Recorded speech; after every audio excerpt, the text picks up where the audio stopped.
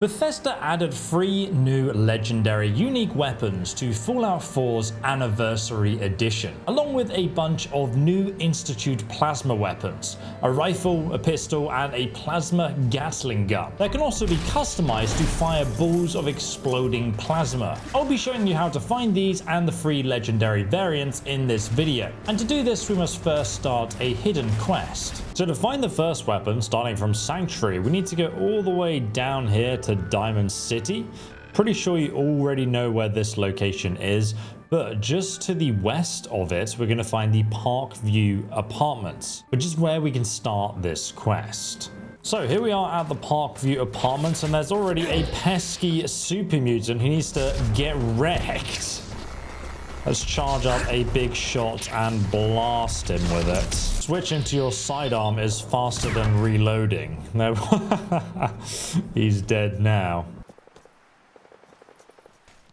And we also have some other materials. And now we can head in. And now we're inside, we can take a right, and then we can open this elevator, get inside. Once we're downstairs, we can then go into this room here, and then we can take the staircase all the way up to the top.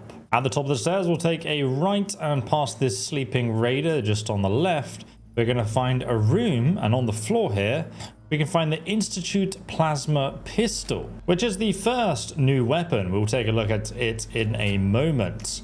But for now, let's go ahead and open this safe, which has an expert lock. So just below you, there's a dead raider who has the safe key and also Eyeball's note and a mysterious token. And that's going to start the quest Arms for the Needy. There's a new guard working at Diamond City that I've never seen. I think he might be someone to keep an eye on, but I've got my own problems with the mutants pushing up on our territory. I should pay my guy at the diner a visit before this turns into a war. Just need to follow the instructions I keep in the safe. Okay, let's see what the instructions are then.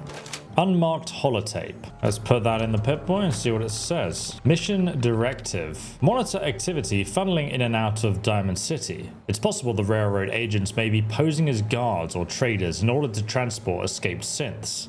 Second directive. Integrate yourself with the local raider clans and ensure none of our agents are captured or harmed. Weapon and requisitions. Operatives are encouraged to blend into their surroundings, but in such situations where you need more adequate equipment, a vendor can be contacted by placing a token in the arms bowl of one of our agents situated outside the city. This will notify our dealer to meet you at the Cambridge Diner with a supply of high-end plasma weapons. Heck yes! Several of these are new prototypes which are in need of field testing. Further details are listed in this holotape. Keep in mind that all the weapons will be sold for caps to maintain cover. And there's some prototype documentation here that explains each type of weapon. The A321 prototype rifle is actually named after the unique one in Fallout 3, I think. So that gives us a lot more lore about the different weapons and what they do. But now we can exit out. I can hear a lot of commotion, so let's test out our pistol.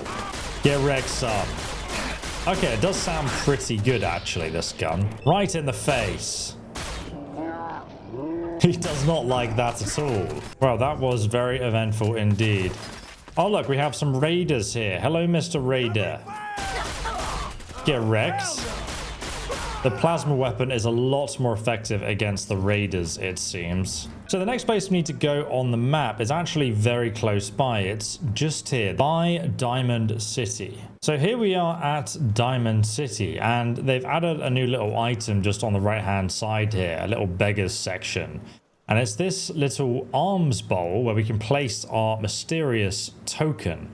And now it's going to set up the meeting with the Cambridge Diner. So we can find the diner just north across the river over here on the map at the Cambridge Campus Diner. It's right next to the campus law offices and the post office. So once we arrive at the diner just here, we can head on inside and meet our contact. And then it wants us to speak to the dealer. Oh, there's a little doggo here too. Hello. Let's see what you have. His name is S230. He's clearly a synth. So they're actually also selling the modifications for these weapons too, which we will take a look at later. And they've also got fusion cells and fusion cores.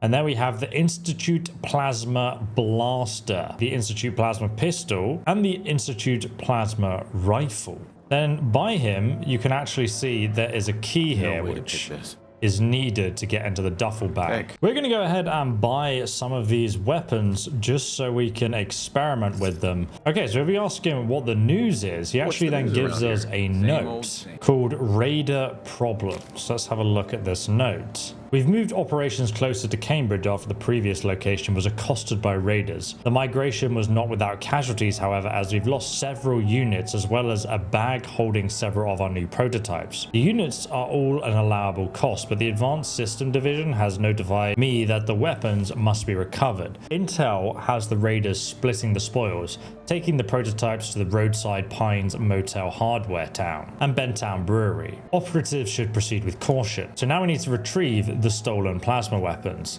I'm pretty sure he must have a key for this duffel bag. Maybe he gives it after the quest is done. So the first location can be found from the Cambridge campus diner just across the river here at the Beantown Brewery. We came from the diner over there and we crossed over this bridge, and this is the brewery right here. So let's go inside and test out this new Institute laser rifle. Well, it's actually plasma.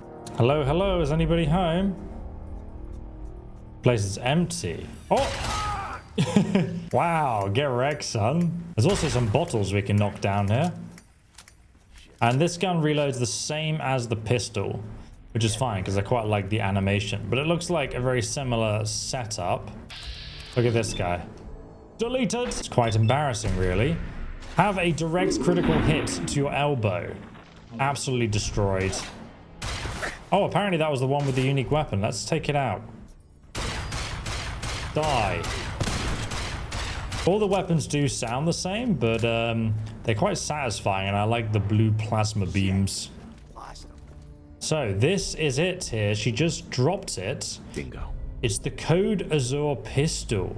And it's basically just like the same weapon, but it has a black color, does 50% more damage against robots, and it has a chance to stagger on hit. But forget about robots, let's try it on human beings. Tom seems to be engaging in a fist fight. Not so sure if that's the right strategy, Tom. Put the gun down, Tom. No, Tom, put it down. Let me just reload, Tom. Give me a minute. I'm having a great time, Thomas. Let me just fire this into your kneecap. I die. My God, Thomas has been absolutely incinerated there. Now, if you want to upgrade this at the workbench, this is what I've put on it. A supercharged plasma injector, charged charging barrel, comfort guard grip, reflex sight, and quad focuser.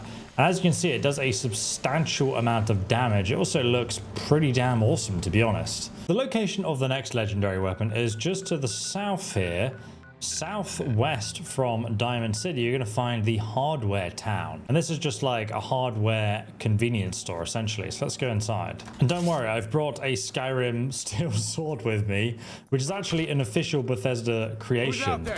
It's me, Doverkin. Oh my God, they've both been decked. Sir?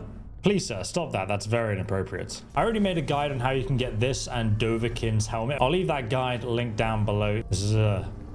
Oh, Jesus. Aha, here he is.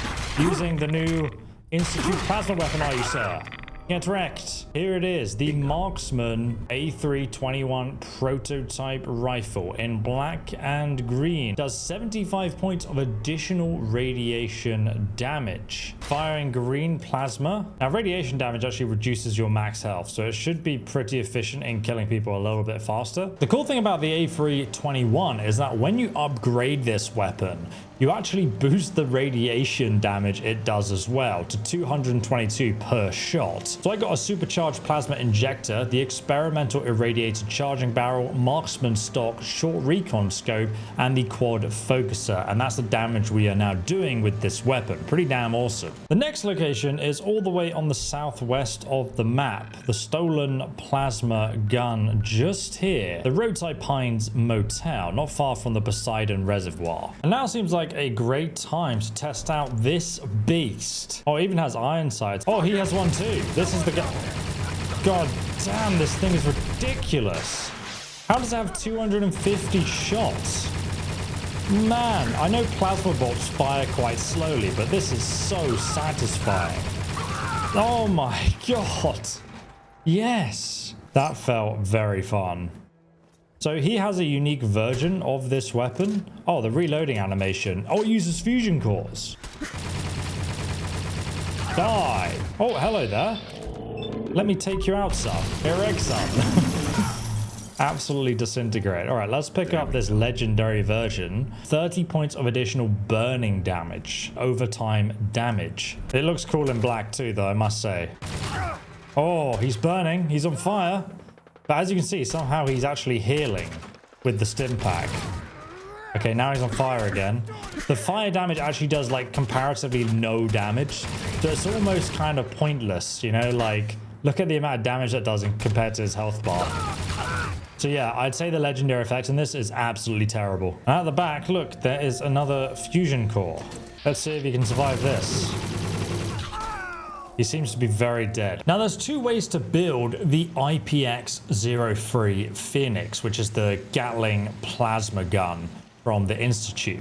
So I've got the photonic plasma agitator, the advanced injector centrifuge, a reflex sight on the top, and then we can go for the superheated emitter, which is basically like really quick firing speed, or you can change that to this, the superheated focus critical transstream projector, which overall reduces the fire rate, but instead of doing 50 physical and 86 energy damage, you now do 650 physical and 307 energy damage. When we fire the gun, we actually change the projectile. So go ahead and fire it like so by holding down the trigger.